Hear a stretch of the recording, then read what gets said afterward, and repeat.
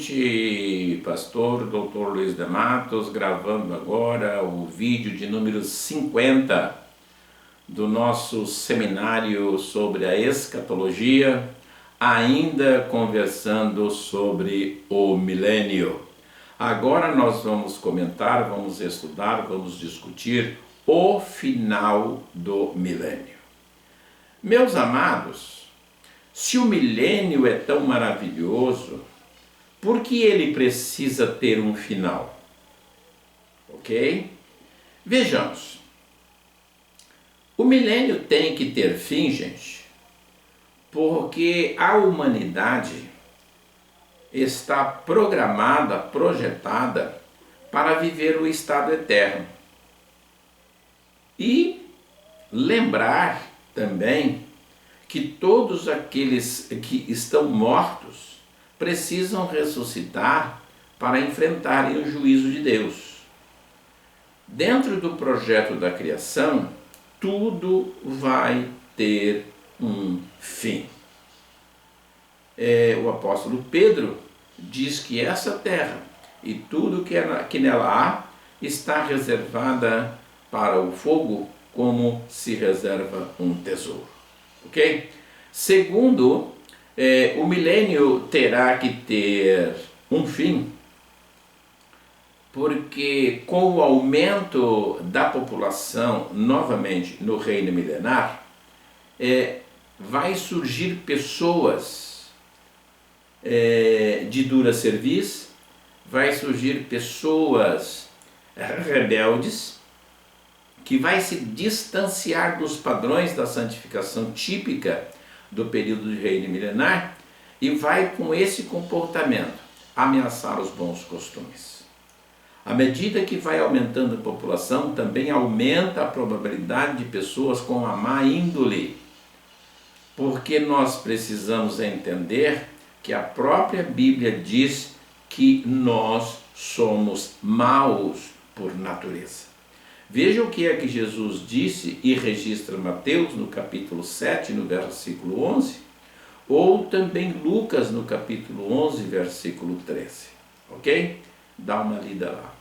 À medida que nos distanciamos do período do sofrimento, à medida que nos distanciamos dos fenômenos que instalaram o reino milenar, os naturais nascidos no milênio, que não conheceram a tentação, não conheceram Satanás e vivem só da história, então eles começarão a desencadear, a manifestar um comportamento compatível com uma índole inadequada. Eles se manifestarão como insatisfeitos apesar da vida perfeita. Então, meus amados, finalmente começará a aparecer os descrentes e então nós vamos ter a perturbação da ordem em função desses indivíduos que possuem comportamento inadequado. Através do reino milenar, Deus mostrará duas coisas muito importantes para toda a humanidade. A primeira coisa que o milênio vai mostrar é que a natureza humana ela é rebelde em si mesmo e ela é pecaminosa. Observe que os habitantes do milênio, eles não possuem nenhum motivo para pecarem, como também não possuem nenhum motivo para se rebelarem contra Deus, porque a vida é perfeita e sublime lá no reino milenar. Entretanto, mais ao final dos 1000 anos, ocorrerá que homens, os nascidos no milênio, se rebelarão contra Deus e seus princípios de santificação, porque eles vão revelar que a natureza humana é naturalmente rebelde e caída. E em segundo lugar, com o milênio, Deus vai mostrar que o diabo não tem regeneração, mas que nem toda a culpa em função do pecado de todos os seres humanos, também nem toda a culpa é só dele também. O diabo não tem regeneração mesmo, pois tendo 1000 anos para refletir e pensar, enquanto está preso lá no abismo e amarrado, contido, ele tem a oportunidade de observar que a soberania é de Deus. Tendo sido humilhado a ponto de ser preso e acorrentado, apesar desta situação, ele sairá de lá com os mesmos princípios de engano e de mentira. Ok? Amados, a soltura de Satanás no final do milênio, ela vai ocorrer por uma questão de necessidade, por uma questão de Deus tratar a todos da mesma forma. Ao final do milênio, Satanás deverá ser solto da prisão onde se encontra, porque ele precisa tentar as pessoas nascidas no milênio. Todos os seres humanos são tentados, meu amado. Nem Jesus foi poupado da tentação. Ok? E no capítulo 20, verso 7 e 8 do livro do Apocalipse, nós vamos ler que acabando-se os 1000 anos, Satanás será solto da sua prisão. E ao sair da prisão, ele volta a enganar as nações. Ok? Aí ele vai falar sobre Gog e Magog, cujo número é como a praia do mar. Ok? Gog e Magog são as forças contrárias à ética de Deus, à filosofia divina, que vai se manifestar no final do milênio. A soltura de Satanás é um comportamento da justiça de Deus para com todos os homens. Devemos ter em mente que os nascidos do milênio só conhecem a Satanás através da história, através de um novo evangelho. E por essa razão, os nascidos do milênio nunca foram tentados por Satanás, mesmo porque ele está preso. Como nem Jesus foi poupado das tentações, então se faz mistério que os nascidos do milênio também sejam provados.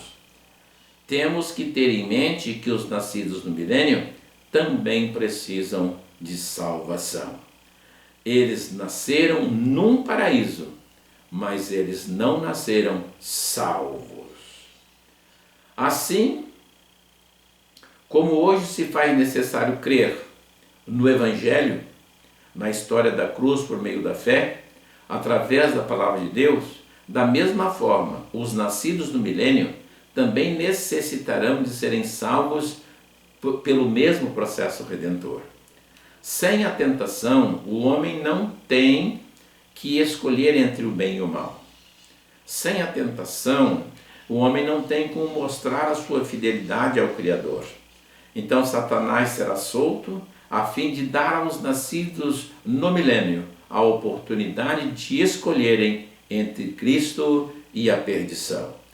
A possibilidade de escolherem entre o bem e o mal. Ao sair da prisão, meus amados, Satanás logo achará aliados. Satanás logo vai se aliar a rebeldes cuja índole, sendo má, vão cair no engano, na tentação de Satanás. E, portanto, vão se aliar ao mal em rebeldia contra Deus. Devido à liberdade de Satanás, ocorre então o reinício do pecado e novamente da rebeldia contra Deus, ameaçando a paz, a harmonia do reinado perfeito de Jesus. Por esta razão, meus amados, então o fim chegará. Apocalipse 20, verso 8, diz que ele sairá para enganar as nações que estão nos 4 cantos da terra. E verso 9 diz assim: e subiram sobre a largura da terra e cercaram o arraial dos santos e a cidade amada, mas desceu o fogo dos céus e os devorou. Aqui, irmãos, está sendo retratado o início do fim. Quando os rebeldes, dirigidos por Lúcifer, por Satanás, externarem a sua rebeldia, externarem a sua maldade, eles vão comprometer Jerusalém, onde está o trono do Senhor, e Deus não vai permitir que o reino do Senhor seja abalado, nem manchado pela rebeldia dos homens. Então, diz aí o texto, desce fogo dos céus e os consome e os devora a todos. E aí, depois disso, vem o verso 10, o diabo que os enganava foi lançado no lago de fogo e enxofre, onde está a besta e o falso profeta, e de dia e de noite serão atormentados para todos sempre. Ok, meus amados? Maravilha. O verso 8 fala também de Gog e Magog. Gog e Magog, em qualquer circunstância, é sempre uma expressão que se refere a inimigos de Deus, ou inimigos de Israel. Podemos entender melhor sobre isso estudando os capítulos de Ezequiel, capítulo 38 e 39, onde Ezequiel nos orienta, nos instrui sobre eles. São habitantes do norte de Israel, especialmente entre eles a Rússia e as Coreias, incluindo-se também a China. Com tudo isto, podemos concluir de forma inconteste que, primeiro, Satanás não se endireita mesmo. Segundo, a rebeldia de Satanás tem caráter eterno. Terceiro, os homens possuem natureza caída propriamente deles, independentemente de tentação. Satanás está solto novamente, atazanando a vida de todo mundo, bem no finalzinho do reino milenar. Mas agora, quem reina é Jesus. O rei é Jesus. E ele não vai permitir conturbação no seu reino. Ele não vai permitir que o seu reino perca as características da justiça, da paz e da santificação, de modos que, quando Satanás começa a voltar-se contra Jerusalém, Jesus mais uma vez virá em defesa de Israel e promoverá o fim de todas as coisas, através do fogo, banindo para sempre as atividades de Satanás e de todo o mundo da maldade. Pedro, em sua segunda epístola, capítulo 3, verso 7, ele fala que esse céu e essa terra que existem agora estão reservadas para o fogo e diz também que estão guardados para o dia do juízo e da perdição dos ímpios. Meus amados, bem ao final